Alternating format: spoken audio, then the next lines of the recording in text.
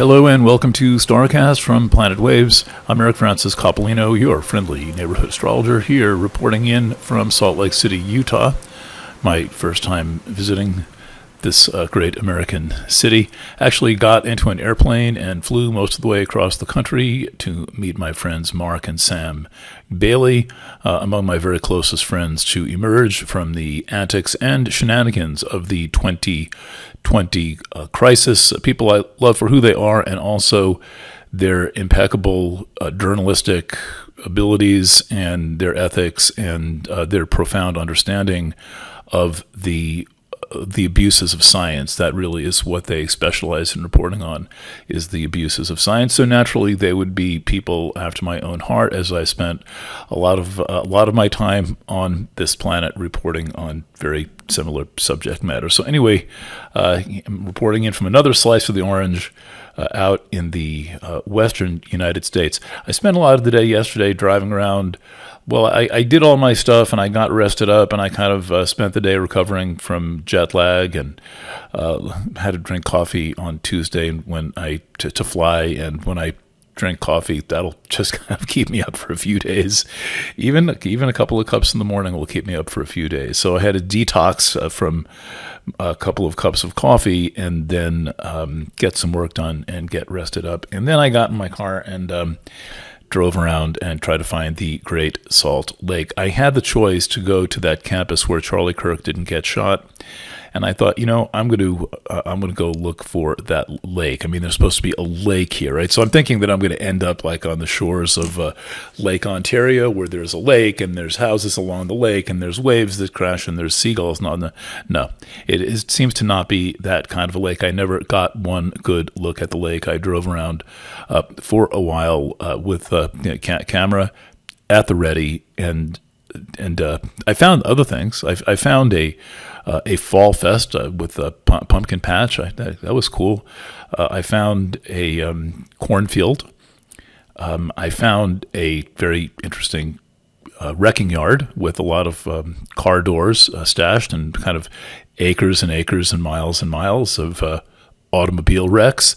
What else did I find? I found some very interesting looking weeds growing by the side of the road, but I did not find the Great Salt Lake. Apparently there's not like any park or a dock. Anyway, so that was kind of funny. Maybe I should have gone to. I can never remember the name of this campus where Charlie Kirk didn't even get shot. And it'd be funny if I tried to find it and I went there and found out that the entire university did not exist. I mean, that would be the cat's meow on this article. Okay, so I'm here with Starcast, and I've been taking notes now for a couple of days, unlike usual, and I'm going to really try to keep this as local news. And I mean by local news, I mean not get into too many 15-minute riffs on the outer planets, which is most of what I write about. Unfortunately, there's quite a bit going on with Venus, Mars, and Mercury to keep us busy in terms of something to say about the inner planets.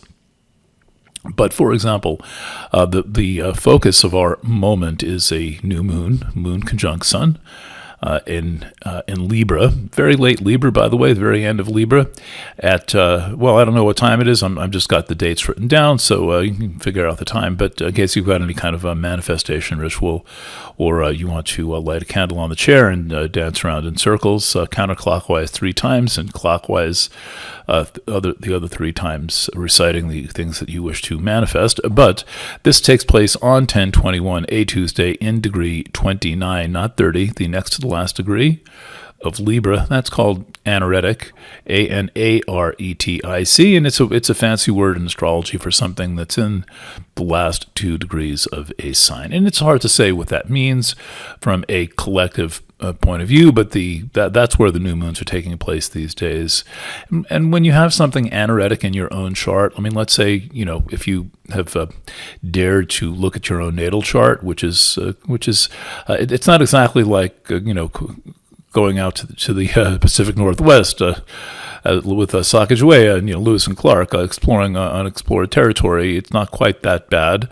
But if you look at your natal chart and you look and see what you have in the last couple of degrees, once you start to be able to read that, you'll see that those things stand out a little bit, and they act a little like Chiron. They can be a little bit itchy and scratchy. They can be a little bit like a retrograde planet, which also works a little bit like Chiron. It does things to try to get your attention. I've noticed that men with Mars in the last degree of a sign, they have an unusual take on their maleness that's not going to, go along with most of the usual stuff. So anyway, this new moon is anaretic. It's happening at the end, and then a couple of days later, on the 23rd, the sun ingresses into spooky Scorpio, and we reach the peak of the autumn season, and we get into Days of the Dead, and we get into that particular crosscut, or Samhain, it's called. So apart from being in the very end of Libra, one thing about this new moon is that it is in opposition to the Chiron Eris conjunction. And while I speak, the sun is still applying into that opposition to the Chiron Eris conjunction, and that is going that is whatever it is that you're feeling. But it's a lot. There is something unusual about these few days, particularly because the sun is making an opposition to this extremely rare conjunction that we have right now. This is really a once or twice in a lifetime conjunction. It depends on when you were born. If you were born in 1980, then you're unlikely to experience this conjunction again, because it happens approximately every 53 or 54 years. And it is set up such that there's not a lot of the sun does not make a lot of opposition or conjunction aspects to this thing while it's in full strength. And currently it is in full strength, and currently the sun is making an opposition to it at full strength. And so this is what I would call a proving moment. I mean, early in the career of Eris, I would write about something as simple as a conjunction of the sun lining up with Eris, and would kind of test the waters and see what was going on. And I will say that while I got it right in my very first monograph, I wrote the first book about Eris, that was way back in 2007, that while I got it right in that monograph, it took me a while to re-figure out that what this thing really was about was the digital environment. And it just, I'm circumspect, and I don't run with theories and say that they're true. I mean, that's part of being an honest journalist, is that you admit when you are still involved in your inquiry. And so I kept that inquiry open for a long time. And it really started to make sense around 2016. And so the Chiron Eris represents a lot of different things. And I came up with a whole new branch of inquiry on it yesterday, here in a little bit different place with different scenery and different people and all of that. And that, I came up with that in writing my article about the first ingress of Chiron into Taurus in many years, which takes place in 2026. And there's a reality check with Chiron entering Taurus, and we're likely to feel some sense of being pulled back into our bodies, which is going to also come with a sense of how far we have been driven outside of our bodies and our feelings. And that crisis is illustrated by Chiron conjunct Eris. And I would say that it is not comfortable. And I think if this aspect is doing its work, well, if you're by which I mean if you're responding to it in a way that is meaningful, you may be getting to a point where you realize that you're being manipulated into being nothing but a consumer, and the only place that you buy things is on the internet. And in terms of your human capacities, your entire human existence is being reduced to one emotion, which is fear. And if you're ever wondering why, for example, the World Economic Forum talks about banning pets, which that issue was floated a couple of years ago. They were talking about, now you may think I didn't vote for any World Economic Forum and I don't belong to any World Economic Forum, but I'm telling you that they do quite a bit of running your life. And if you ever wondered why, maybe you didn't, but if you ever did wonder why they're talking about banning pets, well, the idea is that your cat, your dog, your critter, your donkey, your goat, or all, you feel things besides fear when you communicate with them. They don't.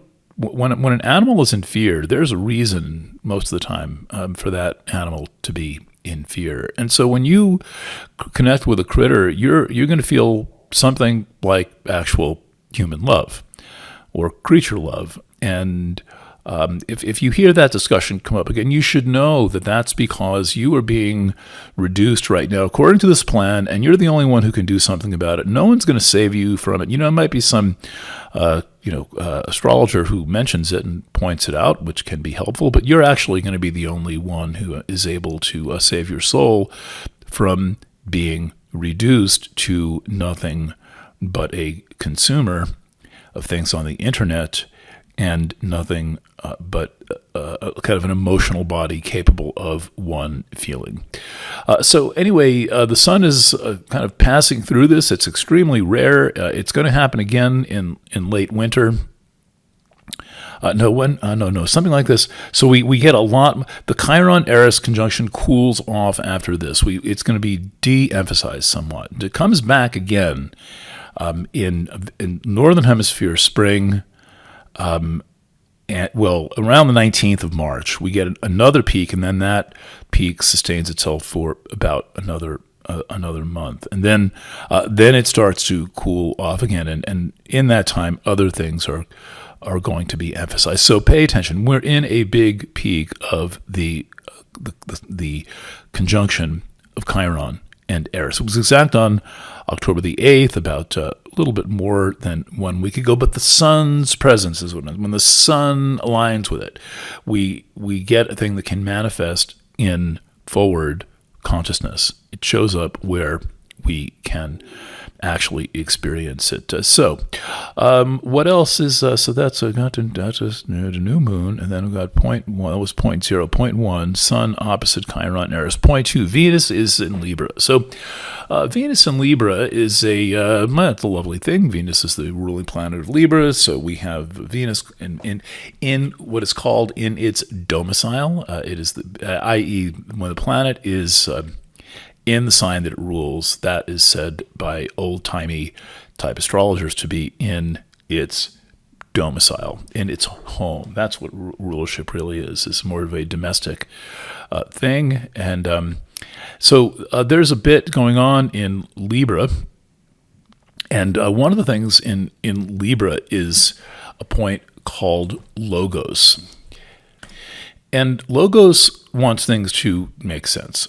And Logos wants to, it's the part of consciousness that means what it says, that says what it means, and that feels it has an obligation to make sense. Now, one of the qualities of digital life is that a lot of people have determined that they actually have no obligation to make sense or to in any way be subject to something like a reasoning process or the ability to explain a decision.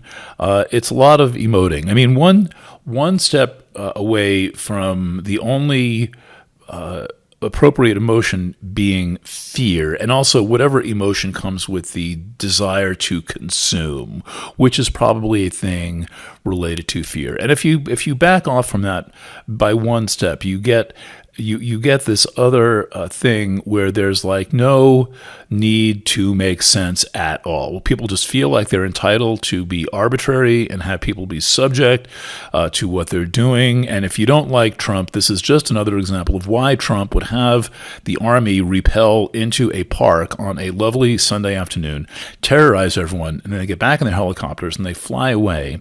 This is purely arbitrary. And you may think, well, I'm not like that.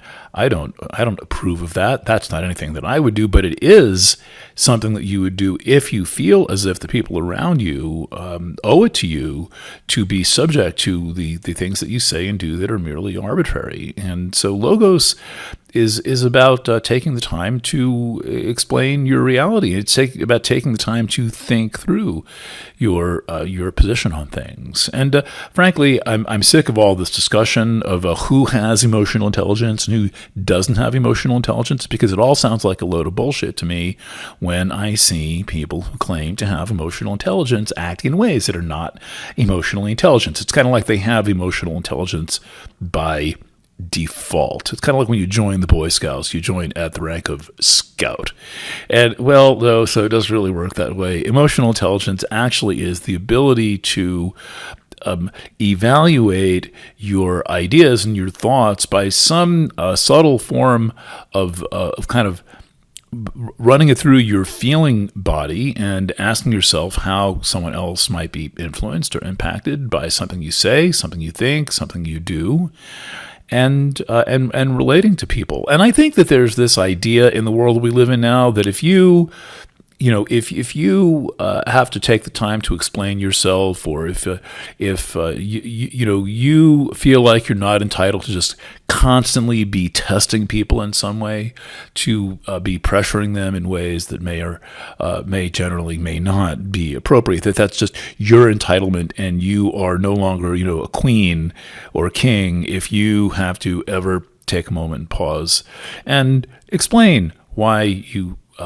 are doing something a certain way or feel something a certain way. So I would say that would fall into something that I think we might want to add to the discussion of what Chiron conjunct Eris and Aries is about, and that would be like this thing that used to be known as egotism. Now, we're always everyone's accusing everyone of being narcissistic lately, but I mean, I think that there was a word called egotistical that used to exist, and that's not quite the same thing as narcissistic. It's kind of like a narcissistic flavored attitude, but it's not all the way into the real thing, because I think that if you're being egotistical, you can be called back into a more balanced state of being.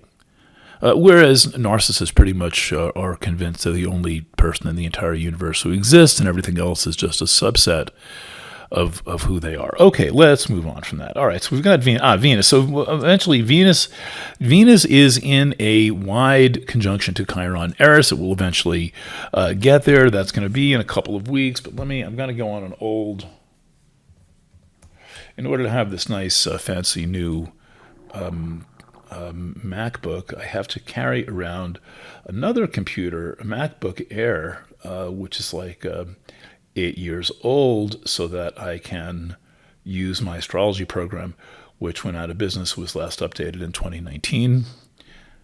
And the opposition of Venus to Chiron Eris is November 2nd and 3rd of this year. So that's right there during Days of the Dead. All right, and there was something else in that chart that I wanted to say. Okay, so I had a new thought about the conjunction of Saturn and Neptune on the Aries point. This is the only time in recorded history that's ever happened, is Saturn conjunct Neptune on the Aries point. David, somebody, the Leo king, has this last occurring in 4500 BC.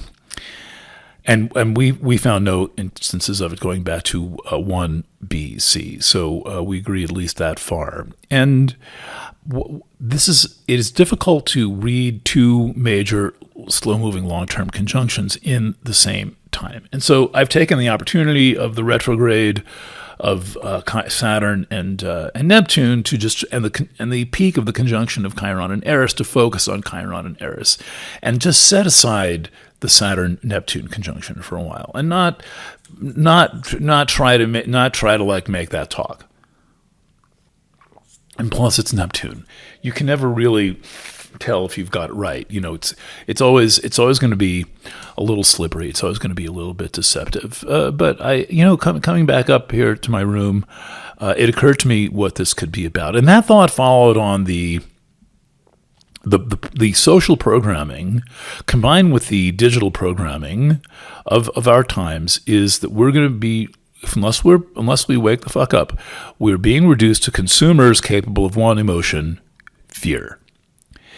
And this is a somewhat spooky thought. It's a little bit Philip K. Dick to consider the conjunction of Saturn and Neptune on the Aries point, which takes place in February, by the way. It's been warming up all year, and it's going to take place in February, as a kind of a wiping clean, an erasure of humanity,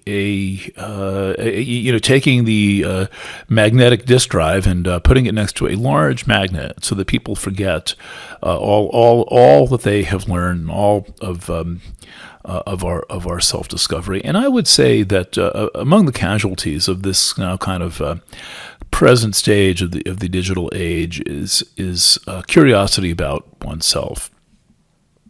Everything seems to be about tribal affiliation, how many tattoos you can slap on your body, what brands you that's tribal. You wear whatever thing, whatever Carhartt or whatever thing you wear on your hat. Not enough that you have the jeans and the shirt. No, you've got to get the hat too.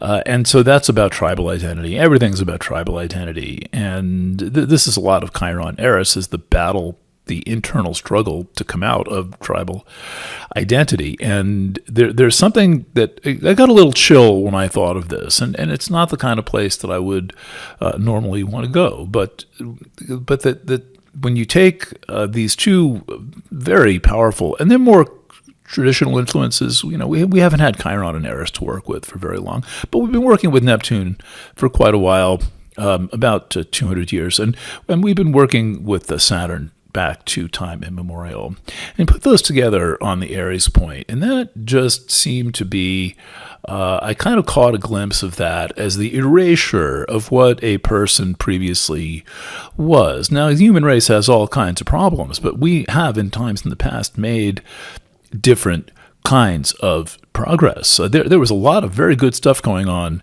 in the early 1970s, and people took their tribal affiliations much more seriously. It was a big deal to be in the Black Panthers. It wasn't like now, where it's just like you slap a corporate logo on your chest and that's it. Suddenly you're somebody important. But also in the early 1970s, there were some fantastic therapists in business. And in place of tribal identity, there was group process going on. There were a lot of therapists offering group process, and it was a thing where people actually could learn something about themselves and see family dynamics at play, which is why you do group process. You do group process to get some sense of family dynamics that's not taking place in an uncontrolled environment. And there were excellent books that came out that were rather bold and adventurous. There was something called the Human Potential Movement. Now, I get that all the Tavistock Institute people are saying, no, this was just transhumanism. That's not my experience of the Human Potential Movement. My experience of that whole branch of thought is that it really was about tapping into something innate within us that was watered down, taken away, suppressed or shocked or sequestered or turned off during childhood, and awakening to who we actually are and what we're actually doing here. And my momentary observation, stirring the half and half and sugar into my tea, was that there is this erasure going on, and the erasure is going on as a quality of the digital environment, with no one particularly making the plan to do it, but also people have figured out that is what is happening under the influence of the digital environment, and they are accelerating that process. They are working that process, kind of like the dominionist freakazoids who are currently in control of the government think that it's their obligation to help God bring on Armageddon. This is what we're living in. You wondering why these people are just a bunch of fucking wackos? Why they are? Why anyone would think that rappelling into a park in Chicago on a Sunday afternoon, or why doing a mass raid in an apartment complex and holding people hostage and arresting people and dragging people out of their apartments naked and all of this stuff? Why this would be like a good thing? Why this would be done by the good guys? Why the good guys would turn on civil society? The reason is because they're just expecting the world to end. They're just expecting the apocalypse to happen, and they'll get to be naked for a second and have one thing vaguely reminiscent of an orgasm as they fly up into space. Of course, not close enough to touch each other, and then they wind up in heaven. And as the old expression goes, kill them all and let God sort them out. So this is actually a driving philosophy of the world we live in. It just doesn't get out of the pages of the New York Times. It's not broadcast on CNN. And before we get there, all of your kind of tech giants, whoever they may be, all those people, those companies, the people you don't know, the people who own like the 10 hedge funds that each own 100 brands, and one guy floating around on his yacht is in charge of all of this. Is that you create a problem if you're capable of feeling anything subtle. You create a problem if you are curious about yourself. You create a potential problem, not because you're standing up to the government or becoming a health freedom activist or opposing vaccines, but rather just merely by your that occurs to you to wonder who you are, that it occurs to you to contemplate something about the nature of your reality. You're just a data set, and the data set is connected to your phone. And by the way, to all of my older listeners who think you're doing yourself a big favor by getting rid of your computer and just having a phone, because then you don't want to be on the internet so much, so you just have a phone and you get rid of all that's completely backwards thinking. The beauty of the phone, from the standpoint of the managers of the digital environment, is it's purely a consumer object. It has two functions. Main function is that you get to consume. You get to buy and buy and buy and buy and buy and buy with this. And the second thing is that you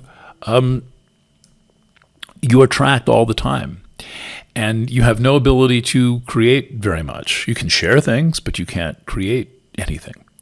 Okay, so that's I will continue to slam the phone as some kind of refuge from or alternative to the prevailing digital environment. The more creative space you have in your digital environment, the less you're going to be trapped by it. Let me say that again. The more creative space you have in your particular version of the digital environment, the less entrapped you are by it. Now, you may be entrapped by it. I understand that quite well, being who I am. But I will say that when you have the ability to make something, the ability to make art, that's going to remind you of something about yourself. And that is a something about yourself that is needing to be eliminated, so that we will all be better, more terrified, terrorized consumers. Okay, one last thing going on, possibly apropos of the following. We have coming up a conjunction of Mercury plus Mars, and that is also Tuesday, 10/20. That is the day of the new moon. So Mercury is conjunct Mars. This happens in Scorpio. Mercury conjunct Mars has a lot to say. It's also the mind working very quickly. This isn't a fixed sign, though. So this may be more about the mind accessing unusual let's say modes of consciousness, more than about being quick. But it could have, Mercury Mars always has that speed of thought and speed of speech. And this may be about revealing things about yourself that you might not be accustomed to revealing. Now, this, of course, is not in vogue. The entire thing about generally, I think, the way that people treat each other now, and it is with a smug sense of entitlement, is everything between you and the people privately in your life is on a need-to-know basis. Even when they need to know, they most of the time don't find out. Though most of what we don't tell people is the things that they need to know, but we think of it on a need to know basis, like kind of like walking around like spies, and all this being spied on has kind of made us into spies. Okay, and so this is an encouragement to reveal a little bit more about yourself. And the problem with that, and this comes in because the Mercury-Mars conjunction is trine Nessus in Pisces, 90 degrees, wide open angle, the clear shot. Let's say it's a clear shot. This setup means that if you start to talk about something that you don't usually talk about, you're going to find yourself being called into deeper territory. You're going to be called to express all the other things that you're not saying. Because the thing about not saying things is that one thing not said piles up on another thing not said. And then the next thing piles up on the next thing. And you kind of hope that the pile is going to hold up, and there's never going to become a point where you actually have to say anything meaningful about yourself, about how you feel, about what's happened to you in the past, about what you want, about what you have done. And with Scorpio, Pisces involved in Mercury, Mars, and Nessus, this is about sex, sex. Now, this is like become the least popular discussion. People would, most prim and proper people would rather go and watch a Pornhub than actually have a discussion about sex. And that's actually the point of Pornhub, is that it is sex without, first of all, physical contact, and it's sex without spiritual contact. And if you think that just because you don't watch Pornhub, you're not subjected to it, no, I would say that the sexual rules of all of society are being dominated by Match Group, Chatterbait, and what's OnlyFans, right? That's who's running the table of the discussion. It doesn't matter how much of a virgin you think you are, how pure you think you are. The background, the ground field is being established by this whole group of Tinder, Grindr, blah, blah, blah, Hinge, and all of this. And all the proper ones like Match.com where grown-ups actually meet and things like this. And then all of the prostitution websites. And that is that. Let's be clear. This is nothing more or less than a prostitution environment. And this is affecting everyone, no matter who they are, what they say, what they think, what they do, what their behaviors are, what their sexual orientation is, what they think their actual values are. And the only way to get out of this is to actually work it out. And the only way we're going to work it out is through actual relationships, which the entire basically relationship, sexual, digital economy completely denies. The whole thing is about not having real relationships. I can't believe some of the shit that I'm seeing, and the comments people make, and the ways everything's been reduced to just these kind of like grudgingly held transactional relationships. And not, it's generous to call them relationships. And so Mercury, Mars, Nessus. And Nessus is a long story, but it is about, there's a lot of shadow sexuality compacted into Nessus. Is saying, look, the discussion has to happen.